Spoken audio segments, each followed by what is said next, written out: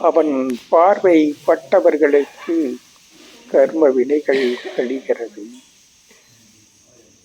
அவன் தீண்டுதல் பட்டவர்களெல்லாம், தீண்டுதல் பெற்றவர்களெல்லாம் தீவினைகள் தீர்ந்து நல்வினைகள் பெறுகிறார்கள். அவன் அருள் பெற்றவர்கள் அனைத்தையும் அடையக்கூடிய அருளாளர்களாக மலர்கிறார்கள் என்பதெல்லாம் அவன் செயலாக இருக்கிறது. அனைத்தும் அவன் செயலாக இருக்கிறது. அவன் அருளால் அவன் தாள் வணங்கி அவன் அருளை பெறுகிறீர்கள் என்பதை உணர்ந்து கொள்ளுங்கள். வாழ்வின் பேருண்மையை அறிந்து கொள்வதற்கும் உணர்ந்து கொள்வதற்கும் அர்ப்பணித்துக் கொள்ளுங்கள்.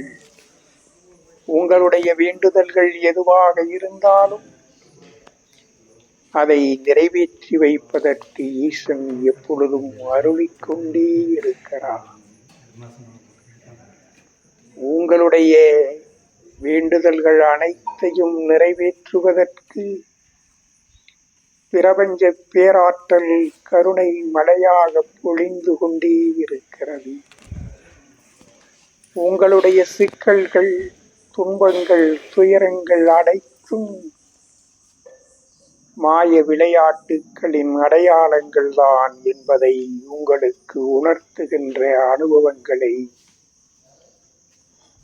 வழங்கிக் கொண்டே இருக்கிறது பிரபஞ்ச பேராற்றல். மனித வாழ்க்கையின் மகத்துவத்தின் பேருன்பத்தை நீங்கள் பெறுவதற்கு தர்மத்தின் கதவுகளை திறந்து சத்தியத்தின் பாதையில் பயணிக்க வேண்டும் என்கிற மகத்துவ உண்மைகள் உங்களுக்கு உணர்த்தப்பட்டு கொண்டே இருக்கிறது. அனைவரும் பேருண்மையின் அந்த பெருவாழ்வின் நிலைகளை அறிந்து கொள்ளுங்கள், உணர்ந்து கொள்ளுங்கள். மனித குலத்தினுடைய மேன்மை தர்மத்தின் மகத்துவத்திலே, அந்த சூட்சுமத்திலே தான் அடங்கி இருக்கிறது. உங்களுக்கான வாழ்க்கை உங்களால் தான் தீர்மானிக்கப்படுகிறது.